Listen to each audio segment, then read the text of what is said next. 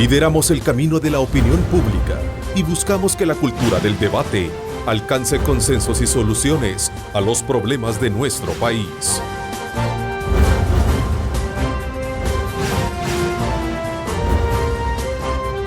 Diálogo con Ernesto López. Hola, ¿qué tal? ¿Cómo están? Qué gusto, qué placer saludarles a ustedes en este lunes 6 de junio de 2016. Bienvenidos a Cadena Megavisión. Somos canales 15, 19 y 21, como siempre, cubriendo todo el territorio nacional. Agradecemos a Dios Todopoderoso que nos da ese privilegio de poder ingresar hasta la intimidad de sus hogares, por darnos ustedes su preferencia a este programa, y como siempre también le recomiendo al inicio de cada semana poner sus proyectos, sus objetivos, sus metas en las manos de Dios para que cualquier obstáculo que se presente sea menos pesado y difícil de resolver. Así es que desde ya pues les invito a ustedes a ponerle mucho entusiasmo, mucho dinamismo a la presente semana. Este día iniciamos obviamente la semana conociendo la postura del sector industrial sobre el acuerdo de incremento del 15% al salario mínimo de forma gradual en 3 años, y su lectura también sobre la gestión actual y lo que viene por delante. Quiero saludar al doctor Javier Simán, presidente de la Asociación Salvadoreña de Industriales ASI. Gracias por acompañarnos. Buenos días. Buenos días, Neto. Muchas gracias por la invitación. Me acompaña también su director ejecutivo, Jorge Riaza, a quien le doy la más cordial bienvenida. Muy buenos días. Un gusto, Ernesto. Bueno, en manos del presidente está ahora el acuerdo del Consejo Nacional de Salario Mínimo del incremento gradual en 3 fases, es decir, de un 5%, como se acordó en el Consejo, para ser aplicado anualmente. Ahora solo falta esperar si lo veta, sanciona o lo observa. Lo cierto es que el tema coloca nuevamente en discusión alcanzar verdaderos consensos políticos donde las partes salgan satisfechas, sino el caso donde en esta oportunidad el gobierno se muestra un poco inconforme y casi califica este acuerdo como injusto. Este fin de semana, por cierto, se sumó a una posición el jerarca de la Iglesia Católica, quien dijo pues que era un incremento bastante tímido, si lo quieren ver desde ese punto de vista. Vamos a hacer una valoración también en cuanto a esa expresión. Hoy vamos a hacer obviamente un repaso sobre el tema, pero también vamos a aprovechar la presencia de los industriales acá en nuestro programa para hablar sobre las expectativas que tienen para los próximos 3 años de gobierno que vienen. Así es que, Lorena, me voy contigo como siempre, saludándote a esta hora, desde luego para que nos des también insumos pertinentes que nos van a ayudar a desarrollar la tema. Gracias, Ernesto. Buenos días para ti y tus invitados. Como ya lo mencionabas, el desacuerdo se da porque el gobierno pretendía eliminar las 9 categorías que existen para el salario mínimo y establecer únicamente 2, $300 para la zona urbana y 250 para la rural, lo que no recibió el suficiente apoyo. Veamos. Terminó la discusión y para algunos terminó mal, específicamente para el gobierno y algunos sindicatos que hacen alusión a la poca transparencia del proceso. Yo lo que tengo claro es que esta representación laboral tiene muchos años de estar ahí y está manejada por el sector privado. De nuevo se burlan de la clase trabajadora. Descalificar los acuerdos es lamentable, advierten los empresarios, pues un 15% puede ser absorbido para evitar despidos, argumentan. Tendrían que sustentarla con hechos concretos y los retos que lo hagan. Es un insulto a la clase trabajadora, a los sindicatos, y es un insulto para nosotros. El tema se da en el contexto de los 2 años de gobierno, quien recibe críticas por la falta de oportunidades y desarrollo del país. Ernesto, según los empresarios, el crecimiento del país es demasiado lento, producto, entre otras cosas, de la inseguridad pública. Sin embargo, en los últimos días estos sectores han dado muestras de diálogo. Con esto vuelvo al estudio para el detalle de este y otros temas. Adelante. A los políticos les encanta prometer el aumento del salario mínimo, pero no le corresponde a los políticos, le corresponde por un convenio internacional con la Organización Internacional del Trabajo, corresponde a la comisión tripartita, gobierno, sector laboral y sector privado. Y esa decisión se ha tomado en el Consejo Nacional del Salario Mínimo y está siguiendo los procesos que la misma ley establece para aprobarse. Lo que pasa es de que tienes que recordar de que el FMLN siempre ha tenido pues a los sindicatos a sus órdenes y ahora tú tienes representantes del sector laboral que no se están plegando a lo que el gobierno quiere, sino que de cierta manera han sido independientes. Y quiero recordar de que la representación tanto del sector laboral como del sector empresarial venció en el 2013. Nosotros nunca hemos dicho de que vamos a despedir gente por el salario mínimo. Lo que hemos dicho es de que un salario mínimo, si se aumenta en forma desmedida, por puras razones políticas y no económicas, va a generar más desempleo. Y aumentar el salario mínimo no le ayuda a las personas que están desempleadas, al contrario, les hace más difícil encontrar empleo. Entonces, dejar eso en claro que nosotros sí estamos de acuerdo en un aumento del salario mínimo. Fuimos de los primeros en proponerlo y el acuerdo que se ha llegado es un 5% ahorita, un 5% en enero, quiere decir que para dentro de 6 meses va a haber sido un 10% de aumento y otro 5% en enero 2017. Aquí vale la pena aclarar que el verdadero costo de la canasta básica urbana subió solo 1.2% y el costo de la canasta rural bajó 1.4%, ¿verdad? La inflación está en 0.9% y el incremento aprobado es del 15%. Entonces, desde el punto de vista económico, sí se justifica los aumentos aprobados. El mayor impacto y lo que se trata de evitar es en las pequeñas empresas, en las microempresas y tratar de evitar la informalidad, porque mientras más costos, más impuestos las empresas pequeñas tienen, terminan moviéndose a la informalidad. Y en nuestra economía el 72% es sector informal. Quiere decir de que no pagan impuestos, no pagan salario mínimo, no tienen atención médica a sus trabajadores, no tienen fondo de pensión. Entonces, esperamos de que este incremento lo puedan absorber las empresas pequeñas sin afectarles mayormente. Con el presidente Salvador Sánchez Serén, pues se generó una expectativa muy positiva por su estilo conciliador, por su búsqueda del diálogo. Nos preocupa que a 2 años pues, los diálogos a los que hemos entrado no se han concretado todavía en nada. Estamos pues, en una última oportunidad en estos diálogos, en esta mesa de diálogo entre ANEP y el gobierno, que esperaríamos pues una sincera voluntad de parte del gobierno de realmente llegar a acuerdos. Tenemos, por ejemplo, el tema de que lo mencionaba el doctor Simán, el excesivo gasto del sector público. Constantemente vemos al ministro de Hacienda decir que no puede cubrir el costo del incremento del escalafón en el Ministerio de Salud, en el mismo Ministerio de Hacienda y en otros ministerios. Entonces, es obvio que el gobierno está gastando más de lo que se debe. Cuenten con nosotros, pero sí requerimos una sincera voluntad de trabajar juntos y que sean coherentes. Si realmente nos vamos a sentar, entonces dejemos de lado los grupos de calle. Se aprobó un impuesto a la telefonía, se aprobó un impuesto del 5% sobre las utilidades a las empresas y ahorita se acaba de aprobar 152 millones para el tema de seguridad. Eso además del presupuesto que ya está para seguridad. Entonces, la pregunta que nos hacemos es en qué se está gastando todo el dinero que ya se aprobó.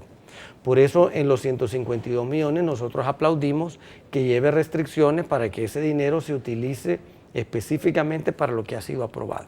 Cuando hay un gasto asignado a algo que no da resultados, al final se está botando el dinero, se está despilfarrando, ¿verdad? No quiere decir eso que se está utilizando en excesos o en lujos, que sí lo hay y hemos visto a lo largo del año, por ejemplo, en los medios, los distintos señalamientos de abusos de gasto público que hay, no solo en el órgano ejecutivo, sino en el órgano legislativo y en general en el Estado. El Estado no es este gobierno, sino varios gobiernos atrás, ha venido creciendo en forma desmedida y tiene un costo fijo, vamos a llamarlo de esa manera, altísimo. Hemos visto cómo, por ejemplo, los escalafones, al final muchos de los recursos se van en los ministerios por los contratos colectivos que se tienen y no hay recursos para proyectos que puedan ayudar a la ciudadanía. Entonces hay que hacer un reenfoque de ese tema también. Hay otros 2 temas de los cuales el gobierno no habla. Uno es el gasto público. ¿Qué se va a hacer para reducir el gasto público? Y nosotros no hemos visto ninguna muestra de austeridad. El ministro de Hacienda, y lo hemos dicho en otros programas, ha sido muy efectivo, lo hemos felicitado porque ha sido efectivo en recaudación de impuestos. Este gobierno es el que más impuestos ha recaudado, casi 1.800 millones más por año. pero no ha hecho ningún esfuerzo en reducir el gasto. Imagínate lo que la industria pudiera invertir si tuviéramos un gobierno favorable al sector empresarial en el sentido de que en vez de poner más trabas y más obstáculos, facilite e incentive la creación de nuevas empresas y la creación de nuevos empleos. Y eso es lo único que nosotros pedimos al gobierno, que genere confianza, que genere seguridad jurídica, que no va a estar cambiando las reglas en cada momento. ¿Y confianza es bajar el tono de sus intervenciones cuando se refiere a ustedes en particular? Bueno, tú viste al secretario general del FMLN la semana pasada arremetiendo contra el sector privado, al mismo tiempo que el señor presidente de la República nos visita a ANEP a pedir una mesa de diálogo. Ahí tienes una total inconsistencia entre el partido en el gobierno y los funcionarios de gobierno. Eso, ¿cuál es el mensaje que están enviando al sector privado? ¿Pueden o no pueden trabajar con el sector privado? La confianza está basada en dos cosas muy importantes. Primero, en el mensaje que se manda para garantizar que las personas pueden estar tranquilas y con seguridad de que van a invertir. Y lo segundo es que hay un sistema legal que permite que funcione y que se cumplan las disposiciones de los diversos órganos de Estado. En este caso, como lo señala el doctor Simán, el sector privado ha sido muy claro en defender la institucionalidad del país y la independencia de los órganos de Estado, ¿verdad? Cosa que no ha sucedido con algunas fuerzas políticas, por ejemplo, ¿verdad? U otros sectores sociales. Este 1 de junio ustedes vieron dos discursos, el que dio el presidente en la Asamblea y el que dio su partido, también acompañado por el presidente, en la calle junto con organizaciones de trabajadores. Sí. Sí, creemos que hay un doble mensaje, ¿verdad? Eso nos da una garantía y una certeza. Es decir, estamos hablando de un órgano ejecutivo que tiene que dar garantía, seguridad, pero por el otro lado, el partido en el gobierno sigue mandando mensajes ideológicos, sigue con la visión de que el sector privado es el responsable de todo, sigue con la visión de que los empresarios son los responsables de lo negativo, cuando es totalmente lo inverso, ¿verdad? Y eso, pues, obviamente genera una confusión. ¿Incomodó el uso de algunos calificativos que utilizó el secretario general en ese momento de tarima? Neto, tú has dado en el clavo en la inconsistencia de la que te estamos hablando. El señor presidente va a la Asamblea y da un discurso donde dice que todo está muy bonito, que está promoviendo el diálogo y que está abierto al diálogo con todos los sectores, pero luego el secretario general del mismo partido da un diálogo todo contrario, atacando al sector privado. Entonces tú tienes una incoherencia, tú tienes un doble discurso. ¿Quién de los dos es el verdadero discurso al que el sector privado debe de escuchar? La educación es lo más importante para nuestro país, claro. Y no estamos invirtiendo lo suficiente. Y la educación no es el vaso de leche, el uniforme escolar, la computadora. Va mucho más allá de eso. Y estamos dispuestos a acompañar al gobierno en mejorar la educación de nuestros jóvenes, porque de eso depende el futuro. Algunos políticos sostienen que es una cuestión de percepción. Sí, es bueno que vaya bien alimentado, que tenga todas las herramientas, pero también es entendible que necesita una buena educación, ¿no? Definitivamente que los niños necesitan estar bien alimentados. Crear esos estímulos para todos los empresarios es bien importante. Entiendo que tienen la entrega del premio ASI este jueves, ¿no? Y se reconoce la labor de varios empresarios.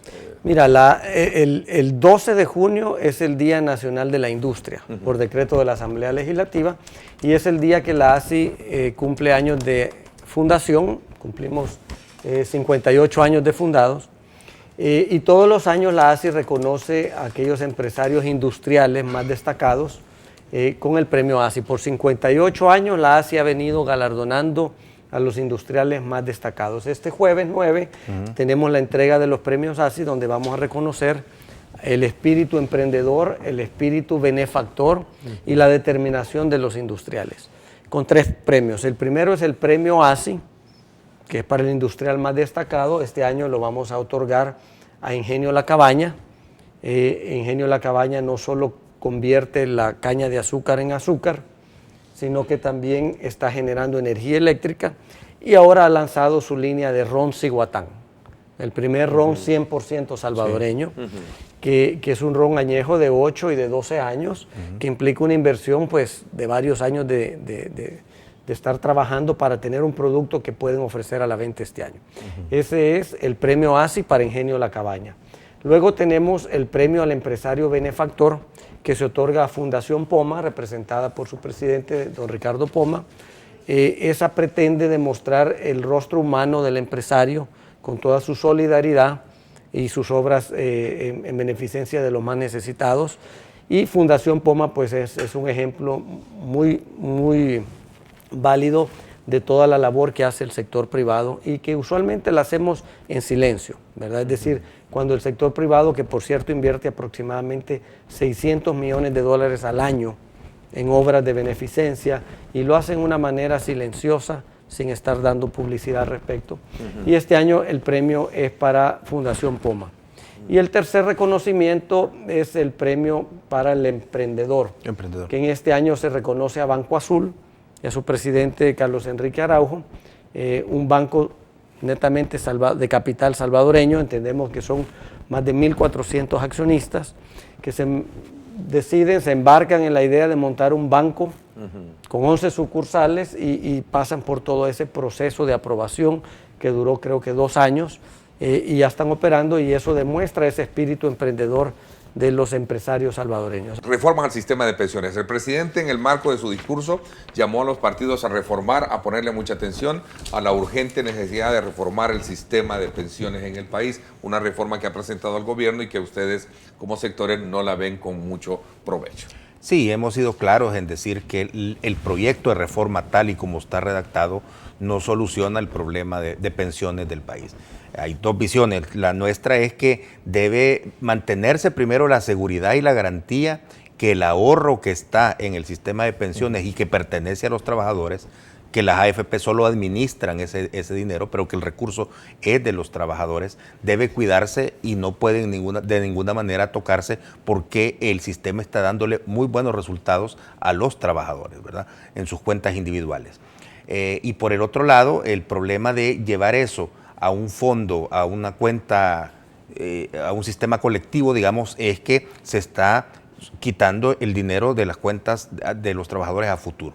Y por el otro lado, el gobierno, que lo ve efectivamente como un tema de recaudación, como obtener dinero para financiar su gasto público. Ya lo hemos hablado, el presidente así lo señalaba, es decir, el equilibrio fiscal es básico, hay que regular el gasto, pero el gobierno lo que quiere es tomar esos casi $400 millones que serían anualmente en el flujo de efectivo para seguir cubriendo los gastos, pues, de los cuales tienen necesidad. Pero en realidad no se trata de cubrir el gasto público afectando a los trabajadores. El sistema de cuentas individuales de ahorro no tiene problema.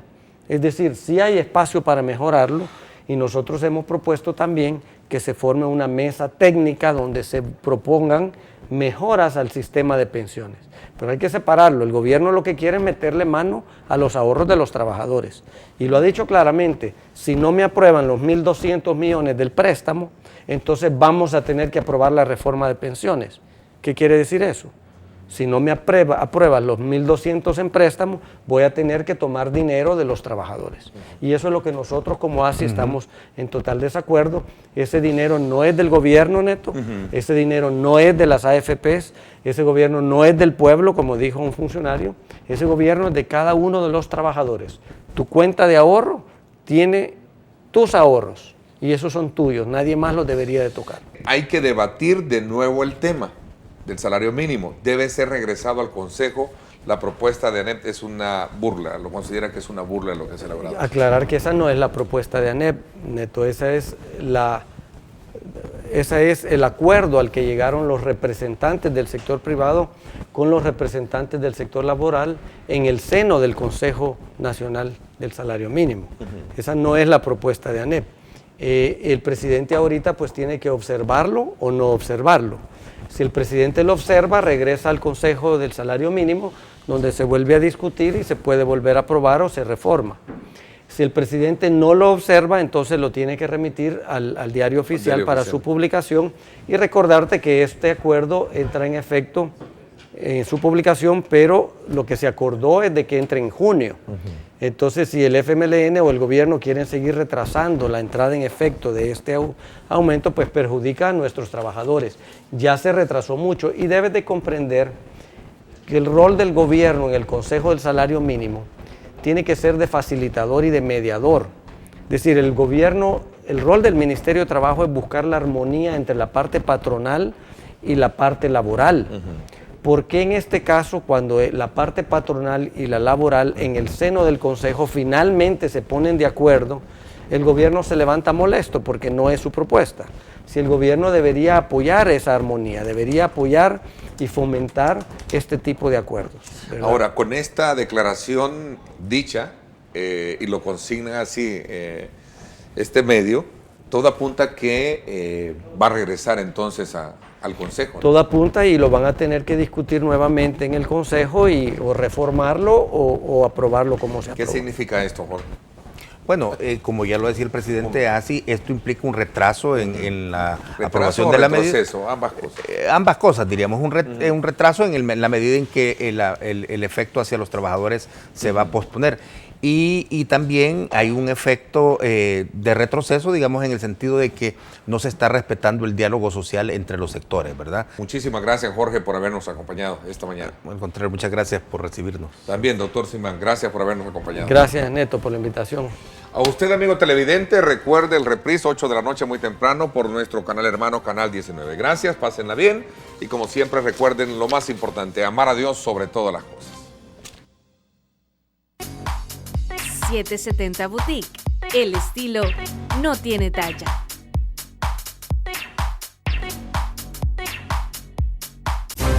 Lideramos el camino de la opinión pública y buscamos que la cultura del debate alcance consensos y soluciones a los problemas de nuestro país.